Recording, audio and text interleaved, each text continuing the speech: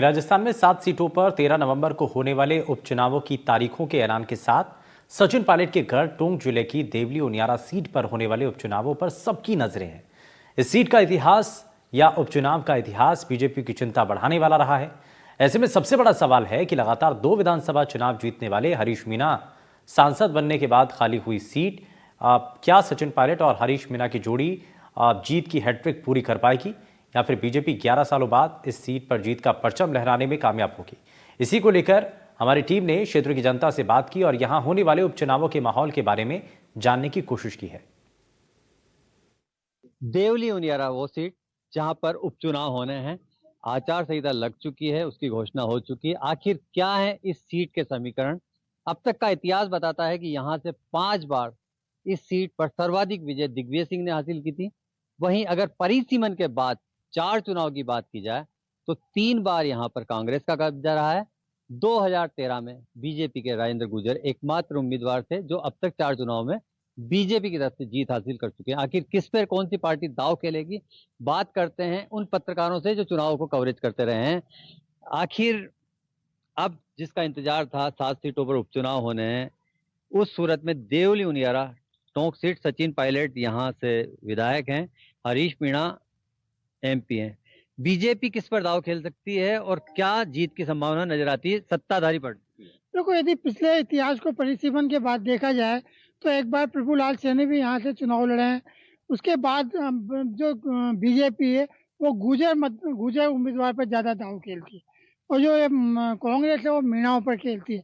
इसलिए विशेष रूप से इस बार भी ऐसा है। लेकिन जहाँ तक है, जो दौसा और टोंक भारतीय जनता पार्टी के सामने एक बड़ी समस्या बना हुआ है कि भारतीय जनता पार्टी के सामने वहाँ जो दौसा है वहाँ से मीणा का भी नाम आ रहा है और गुर्जर का भी आ रहा है। तो यदि हम वहाँ से मीणा का देते हैं तो निश्चित रूप से यहाँ पर दाव भारतीय जनता पार्टी गुर्जर पे खेलेगी। और यदि वहाँ गुर्जर से पर आता है तो यहाँ से वो सामान्य वर्ग को भी, जिसमें प्रभुलाल सैनी का महत्वपूर्ण नाम आ रहा है, उसको टिकट दे सकती है। जातिगत जो समीकरण है उनकी बात की जाए तो एसटी का मतदाता सबसे ज्यादा है, फिर गुर्जर है। ऐसी सूरत में क्या एक बार फिर से गुर्जर मीणा के बीच मुकाबला होता दिख रहा है दोनों पार्टी? नहीं, संभवतः गुर्जर और मीणाओं के बीच ही मुकाबला होता नजर दिखाई दे रहा है इस समय तो। कांग्रेस के सामने सचिन पायलट 2028 भी है, चेहरा भी है, विधायक भी हैं, महासचिव भी हैं। हरीश मीणा 2 विधायक की जीत हासिल करने के बाद संसद में जा चुके हैं। उस सूरत में क्या लगता है कि कांग्रेस जो है क्या रणनीति अपनाकर अपनी जो है जीत की हैट्रिक करना चाहेगी यहाँ पर? सचिन पायलट की जो छवि है एक राष्ट्रीय लीडर की है, साथ में टोंक में उनका अच्छा वर्चस्व है और ये लगता है कि गुर्जर जो वोट है वो भी कहीं ना कहीं ना कांग्रेस को जाएंगे। इस कारण कांग्रेस की ज्यादा संभावना है जीतने की। कौन ऐसे चेहरे हो सकते हैं जिन पर कांग्रेस दाव खेल सकती है? नमो नारायण मीणा, रामनारायण मीणा, धीरज गुर्जर के नाम चल रहे हैं। क्या लगता है कि क्या मास्टर स्ट्रोक खेल सकते हैं पायलट और हरीश मीणा इस चुनाव में? देखिए, हो सकता है पायलट अपने किसी करीबी को भी दिला सकते हैं इन नामों के अलावा। सबसे ज्यादा संभव यही बात चल रही है और एक नाम और आ रहा है जो हरीश मीणा के पुत्र हैं, हनुमान मीणा, उनका भी नाम आ रहा है। लेकिन अगर कांग्रेस ये गलती करेगी तो ये बहुत बड़ा खमियाजा भुगतेगी। उपचुनाव है, सियासी पारा अब वैसे ही गर्म हो जाएगा क्योंकि भले ही मौसम में ठंडक हो लेकिन अब राजनीति में गर्माहट होगी। युवाओं को लेकर क्या उम्मीद है कि क्या युवाओं में टकराव हो सकता है इस चुनाव में? जहाँ तक उनियारा विधानसभा की जो बात है तो वहां पर भाजपा और कांग्रेस दोनों के अंदर ही इस बात का कशमकश चल रही है कि नए युवाओं को टिकट दें या पुरानों को लड़ाएं। अगर समीकरण देखते हैं तो उस सीट को युवा निकालने में जहां तक अपने आप को जो समझते हैं कि हम निकाल लेंगे, वो उम्मीद कम नजर आती है कि पुराना ही आदमी इस पे सीट को निकाल सकता है। कांग्रेस में भी नए नए चेहरे आ रहे हैं, सब कुछ आ रहे हैं, पर वहां चलेगी हरीश मीणा जी की। हरीश मीणा जी अगर पुत्र मुंह में बह गए तो हो सकता है ये सीट वापस बीजेपी की झोली में जा सकती है, क्योंकि वहां से प्रभुलाल सैनी का वर्चस्व अभी बरकरार है, पब्लिक उनकी मांग कर रही है। हो सकता है कि अगर पार्टी ने निर्णय ले लिया तो ये सीट भाजपा की हो सकती है। एक गुटबाजी भी बहुत बड़ी समस्या है बीजेपी के लिए जो है, कहीं ना कहीं जो है। तो उस सूरत में जो है क्या बीजेपी और कांग्रेस दोनों जो है गुटबाजी से पार पा पाएगी? ये जो गुटबाजी है, इस तरह की गुटबाजी हो चुकी है। अब कांग्रेस की बात करते हैं तो कांग्रेस में जिला अध्यक्ष को लेकर जो गुटबाजी टोंक से चालू हुई है वो देवली उनियारा अलीगढ़ सब जगह पर फैल चुकी है। कांग्रेस के लिए माइनॉरिटी को नजरअंदाज करके वोट लेना या और जीत को हासिल करना संभव नहीं है। माइनॉरिटी को तो लेके ही चलना पड़ेगा इनको। भाजपा खामियाजा भुगत चुकी है 2 चुनाव में गुटबाजी का। उस सूरत में क्या लगता है कि इस बार भी कहीं न कहीं उनकी मुश्किलें बढ़ा सकती है गुटबाजी? नहीं, उनको अब इस चीज का फायदा पहुंच सकता है भाजपा को, क्योंकि कांग्रेस में जो गुटबाजी हुई है उसका नुकसान इनको भुगतना पड़ रहा है। आप देवली उनियारा क्षेत्र को भी कवर करते रहे हैं। आखिर वहाँ जमीनी स्तर पर जो है इस चुनाव को लेकर कितनी उत्सुकता है लोगों में? उत्सुकता बहुत ज़्यादा है और पब्लिक इस चुनाव को लेकर पहले जो सरकार बनी है उसको लेकर भाजपा के पक्ष में, मतदान के पक्ष में ज़्यादा बनी हुई है। लेकिन इस बार भी भाजपा के पास सबसे बड़ी चुनौती रहेगी, वो गुटबाजी की रहेगी, क्योंकि जो बिखराव है वो जमीनी स्तर पे दिख रहा है। दोनों पार्टियों के जो नेता हैं वो अलग अलग अपना प्रचार प्रसार में लगे हुए हैं। कोई बड़ा नेता आता है तो वो अलग अलग स्वागत करते हैं, वो साफ सामने दिखाई दे रहा है, जिससे अभी इनका दोनों पार्टियों का ही टकराव है वो जमीनी स्तर पे और जो अपन कहें कि या पार्टी स्तर पे दिखाई दे रहा है। आपको लगता है कि कहीं न कहीं जो है जीत के लिए पहले बीजेपी को अपने अंदर से जो है एक माहौल बनाना पड़ेगा और इस गुटबाजी को खत्म करना पड़ेगा, उसके बाद ही उनके लिए संभावना बनती है, क्योंकि कांग्रेस के लिए जो है फेवर वाली सीट है। इतिहास भी इस बात को लेकर कहीं न कहीं पक्ष में है कांग्रेस में कि उपचुनाव हमेशा कांग्रेस के लिए फायदे का सौदा रहा है। ये बताना चाहूंगा कि ये उपचुनाव है कांग्रेस फेवर में ऐसे है कि जो मीणा मतदाता है वो सबसे अधिक है। साथ ही उनके दलित मतदाता और मुस्लिम मतदाता उनके साथ रहते हैं, इसलिए ये उनके लिए सेफ सीट मानी जाती है। लेकिन बीजेपी के लिए सबसे बड़ी चुनौती माने तो 2 चुनाव में आप देख सकते हैं, गुर्जर कम्युनिटी के जो चुनाव लड़े उनके खिलाफ 2 ही निर्दलीय गुर्जर कम्युनिटी के लड़े और इसकी वजह से बीजेपी को हारना पड़ा। और इस बार भी यही मुसीबत उनके सामने आके खड़ी होने के लिए तैयार बैठी है। लेकिन बीजेपी इस बार किसी भी कोताही या समस्या से दूर करने के लिए लगातार बड़े नेताओं का दौरा करा रही है, लेकिन जो गुटबाजी है वो खत्म नहीं कर पा रही है।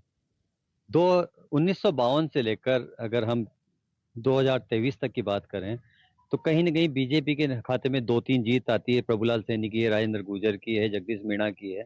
कांग्रेस के पास अकेले दिग्विजय सिंह ने यहाँ 5 जीत हासिल करी थी, वो अलग-अलग पार्टियों से भी लड़े। उस सूरत में क्या संभावनाएं इस क्षेत्र में नजर आती है? क्या प्रमुख मुद्दे जो है ना इस क्षेत्र के लिए हैं? ये मैं आपसे कहूँ कि जो गढ़ की राजनीति थी, जो कि उनियारा के अंदर कहलाती रही, यानी दिग्विजय सिंह, राव राजा राजेंद्र सिंह और उनके पिता राम राज्य पार्टी से चालू हुए, कांग्रेस, जनता पार्टी, भाजपा, यानी सबसे वो जीते हासिल, जनता पार्टी, उनसे वो जीत हासिल करते रहे। लेकिन उनके, मेरे को लगता है कि उनके जाने के बाद कांग्रेस को एक तो रामनारायण मीणा ने वहाँ से जीत दिलवाई, एक वहाँ से जो है वो हरीश मीणा ने वहाँ से जीत दिलवाई कांग्रेस को। बाकी वहाँ प्रभुलाल सैनी ने जो बीजेपी का खाता खोला, उससे पहले जगदीश मीणा लंबे टाइम तक वहाँ, उसके बहुत पहले वहाँ रहे। बाद में राजेंद्र गुर्जर फिर वहाँ से विधायक रहे। लेकिन वर्तमान में भाजपा की हालत इतनी खराब है वहाँ पर, और वो सब उसका मुख्य कारण है अंदरूनी कलह। और इसका भी नतीजा लोगों ने लोकसभा चुनाव के अंदर भी देख लिया कि किस तरह जी भाजपा वालों ने अपने ही कैंडिडेट, यानी गुर्जर जो कैंडिडेट थे, उनको हरवाने के लिए यहाँ काम किया। इस बार भी मुझे लगता है कि अगर ये जो उपचुनाव है इसके अंदर भाजपा की राह कहीं भी आसान नहीं है, क्योंकि अगर प्रभुलाल सैनी को टिकट देते हैं तो जो गुर्जर लोग हैं, जो गुर्जर समाज से जुड़े लोग हैं, वो उनका विरोध करते हैं। यदि गुर्जर समाज के एक व्यक्ति को टिकट मिल जाता है तो 3 लोग गुर्जर बैठे हुए हैं उनको खींचने के लिए। यानी बहुत बुरा हाल ये हो रहा है कि एक दूसरे की टांग खिंचाई भाजपा के अंदर बनी हुई है। बात ये भी चल रही है कि भाजपा यदि वहां पर जनरल को टिकट दे तो कुछ बात बन सकती है। अब जनरल में नाम कुल मिला के 2 नाम आते हैं, नरेश बंसल और एक कैलाश चतुर्वेदी। लेकिन मुझे लगता नहीं कि इनको वहां से कोई टिकट देने वाला है, क्योंकि ये परंपरागत सीट भाजपा ने जो है वो गुर्जर के लिए सुरक्षित कर दी है और कांग्रेस ने जो है वो कहीं ना कहीं मीणा के लिए सुरक्षित कर दी है। तो मुकाबला कुल मिला के अभी जो वर्तमान हालात हैं वो कहीं ना कहीं कांग्रेस के फेवर में झुका हुआ नजर आ रहा है। एक बार कहीं न कहीं फिर जो है एक बार गुर्जर मीणा वर्सेस मीणा की लड़ाई दिखती नजर आ रही है कांग्रेस बीजेपी में। उस सूरत में दोनों पार्टियों की अगर हम बात करें तो 3 वो कौन-कौन से नाम हैं जो दोनों दलों में जो है जो प्रमुखता से चर्चा में है इस समय? देखिए, चर्चा में हम भाजपा से बात करें तो जो हमारे ये वर्तमान जो सांसद, जो कि वर्तमान सांसद मतलब जो निवर्तमान सांसद है, जो कि भी इस लोकसभा चुनाव में हारे, सुखबीर सिंह जौनापुरिया, वो दौड़ के अंदर बने हुए हैं। हालांकि वो कहते हैं मैं नहीं था, लेकिन अभी उन्होंने ये स्वीकारा कि हाँ मैं भी दौड़ में हूँ, अगर पार्टी टिकट देती है तो चुनाव लड़ूंगा। राजेंद्र गुर्जर हैं, प्रभुलाल सैनी है, ये 3 प्रमुख नाम तो हम बीजेपी से हम मान रहे हैं कि ये नाम जो है वो दौड़ के अंदर शामिल हैं। कांग्रेस से अगर हम बात करें तो देखिए, प्रहलाद गुंजल का नाम यहाँ से चला है, ठीक है ना। नमो नारायण मीणा का नाम यहाँ से, जो कि पहले यहाँ से 2 बार सांसद रहे हैं, उनका नाम प्रमुखता से है। और वो सीट कांग्रेस के लिए सबसे ज़्यादा मुफीद नज़र भी आ रहे हैं। रामनारायण मीणा भी हैं जो कि यहाँ से पहले विधायक रह चुके, बाद में और भी पहले सांसद भी रहे और जगह से विधायक भी रहे।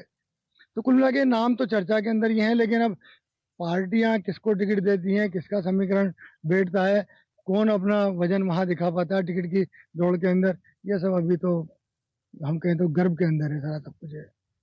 आने वाले दिनों में जहां मौसमी पारा गिरेगा वहीं राजनीतिक पारा अपने उफान पर होगा। और सबसे महत्वपूर्ण बात यह होगी कि क्या सचिन पायलट हरीश मीणा की जोड़ी इस सीट पर उपचुनाव के माध्यम से अपनी जीत की हैट्रिक पूरी कर पाएगी। वहीं दूसरा सवाल यह है कि क्या भारतीय जनता पार्टी अपनी गुटबाजी से पार पाकर एक बार फिर से 2013 के बाद में 2024 में इस सीट पर जीत हासिल कर पाएगी। देखने वाली बात यह होगी। कैमरामैन रोहित के साथ रविश टेलर, एनडीटीवी, टॉप।